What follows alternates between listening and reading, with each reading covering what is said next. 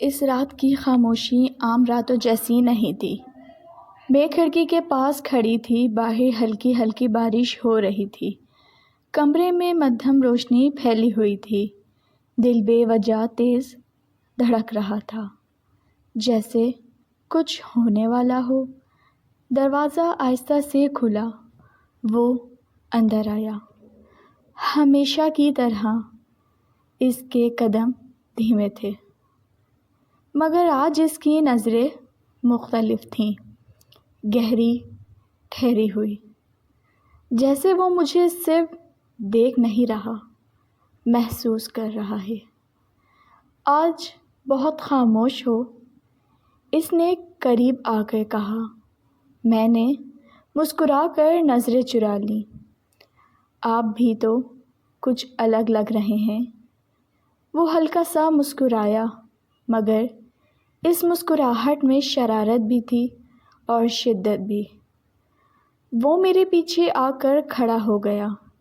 اس کی موجودگی ہی میری ہر سانسوں کو بے ترتیب کرنے کے لیے کافی تھی۔ چند لمحے وہ صرف کھڑا رہا، نہ ہاتھ رکھا، نہ کچھ کہا۔ یہ انتظار ہی سب سے بڑی بے چینی تھی۔ پھر اس کی انگلیاں آہستہ سے میرے کندھوں کو چھوئیں۔ ایک ہلکا سا لمس، مگر جیسے بجلی سے دوڑ گئی۔ آج میں جلدی نہیں کروں گا، اس نے سرگوشی کی۔ میری آنکھیں خود بخود بند ہو گئیں۔ وہ نرمی سے میرے کندھوں کی مالش کرنے لگا۔ اس کے ہاتھ مضبوط تھے، مگر حرکتیں سست، جان بوجھ کر سست، جیسے وہ ہر لمحے کو لمبا کرنا چاہتا ہو۔ ہر دفعہ جب اس کے ہاتھ ذرا نیچے کی طرف آتے، میرا دل اور تیز دھڑکنے لگتا، پھر وہ اچانک رک جاتا۔ میں بے اختیار بول پڑی، رک کیوں گئے؟ وہ میرے قریب جھکا، اس کی سانسیں میرے گال کو چھو رہی تھیں۔ کیونکہ تمہاری بے چینی مجھے اچھی لگتی ہے۔ میرے گال سرخ ہو گئے۔ اس نے آہستگی سے میرے بال ایک طرف کیے اور گردن کے قریب ہلکا سا لمس چھوڑا۔ میری سانس تھم گئی۔ وہ پھر پیچھے ہٹ گیا۔ یہ قریب آنا پھر دور ہو جانا مجھے پاگل کر رہا تھا۔ میں نے پلٹ کر اس کی طرف دیکھا۔ آپ آج کچھ مختلف لگ رہے ہیں۔ وہ مسکرایا۔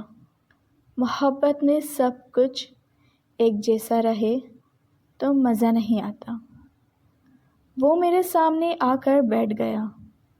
اس کی نظریں سیدھی میری آنکھوں میں تھیں۔ اس نے میرا ہاتھ پکڑا اور اپنے سینے پر رکھ دیا۔ اس کی دھڑکن بہت تیز تھی۔ محسوس کر رہی ہو؟ اس نے پوچھا۔ میں نے آہستگی سے سر ہلا دیا۔ یہ تمہاری وجہ سے ہے؟ وہ لمحہ خاموش تھا، مگر اس خاموشی میں شدت تھی۔ پھر اس نے دوبارہ میری کمر پر ہاتھ رکھا۔ اس بار اس کا لمس پہلے سے زیادہ گہرا تھا، جیسے وہ صرف تھکن دور نہیں کر رہا، بلکہ میرے اندر چھپی ہر بے چینی کو جگا رہا تھا۔ میں اس کے قریب ہو گئی۔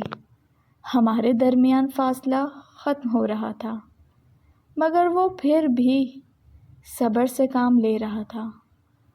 تم جانتی ہو، اس نے دھیمی آواز میں کہا، اصل رومانس لمس نہیں ہو، انتظار میں ہوتا ہے۔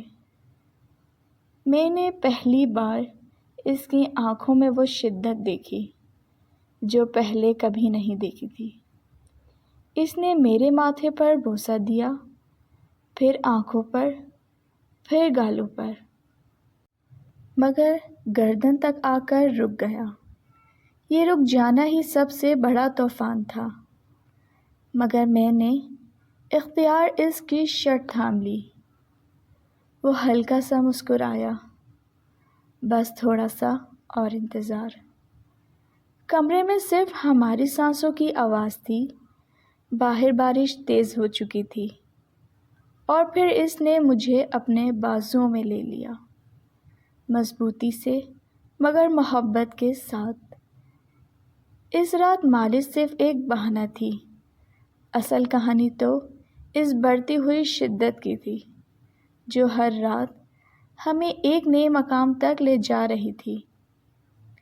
مگر جب میں نے سمجھا کہ سب مکمل ہو چکا ہے، اس نے میرے کان کے قریب آ کر کہا، کل رات میں تمہیں وہ بتاؤں گا جو آج تک کسی کو نہیں بتایا، اور یہی جملہ میری نیند اڑا گیا۔ اگر آپ کو یہ کہانی پسند آئی ہو تو پلیز ناول نائٹ کو سبسکرائب کریں، بہت جلد آ رہا ہے اس کا پارٹ 3۔ رکھیے اپنا بہت زیادہ خیال، کل ملوں گی نئی کہانی کے ساتھ، اجازت دیجیے، اللہ حافظ۔